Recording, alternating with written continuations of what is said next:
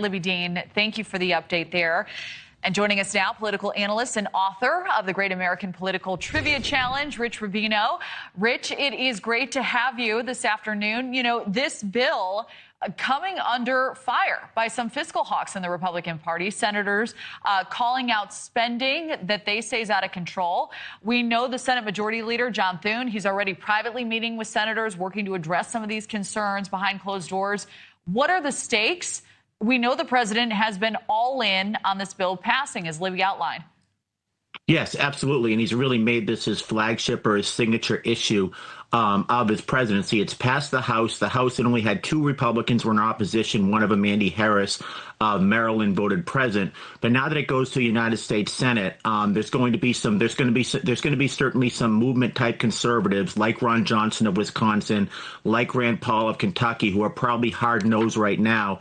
Donald Trump needs to get their support. On the one hand, he needs to get support from Republicans on the right. But contrary-wise, he also needs to get support from Republicans on the left. Susan Collins of Maine, Tom Tillis of North Carolina are running for re-election next time. Susan Collins represents a state that Donald Trump lost relatively handily last time. Tom Tillis, a swing state.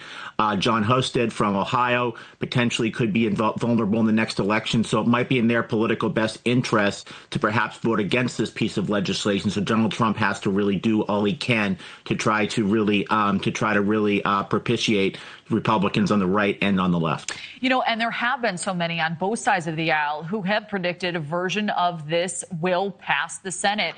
What are your thoughts on that assessment and prediction, and where do you see the biggest potential changes being made? I think it will pass the Senate eventually.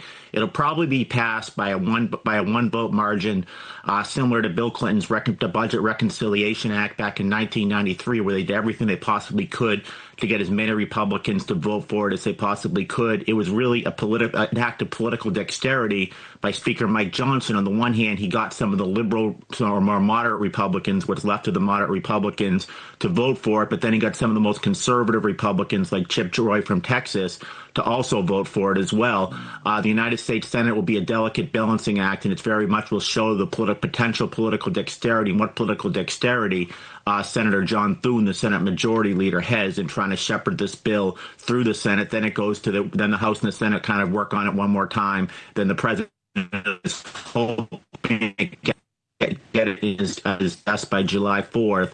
My guess is it's probably going to be a little bit after that. Yeah, will be an interesting litmus test there for sure. The left saying this bill is going to have devastating consequences for the poor. You had one Democratic congressman, now I know he's not in the Senate, but he says, you know, this bill throws millions of people off their health care coverage to pay for tax cuts to billionaires. That's Congressman Boyle. What do you make of that political play? We've heard it from others. And, you know, we had a Republican strategist on yesterday who said Republicans should be asking Democrats where these cuts should be coming from, because taxing our way out of a deficit isn't an option. What are your thoughts on both sides of those arguments? Yeah, Congressman Boyle, a relatively liberal Democrat from Pennsylvania, he would make that statement. He's in a relatively safe seat for the Democrats. But this is really going to be the talking point. This is going to be the MO, the modus operandi, if you will, for Democrats to try to excoriate Republicans in the next election. Congressmen who are vulnerable, if he runs for re-election, Don Bacon from Nebraska, congressmen that are come from vulnerable districts, like the 3 who come from districts that actually voted for Vice President Harris last time.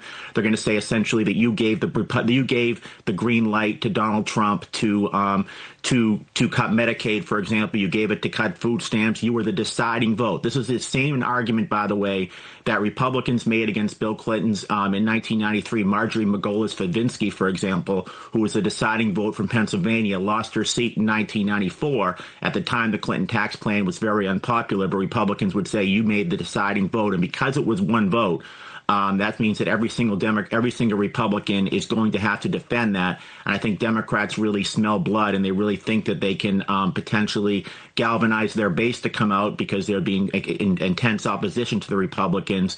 But at the same time, concomitantly, they think that they can perhaps bring out moderate voters who are just kind of disgusted, or potentially light Trump voters who voted for Donald Trump last time but believe that the Republicans are overreaching or potentially have gone too far.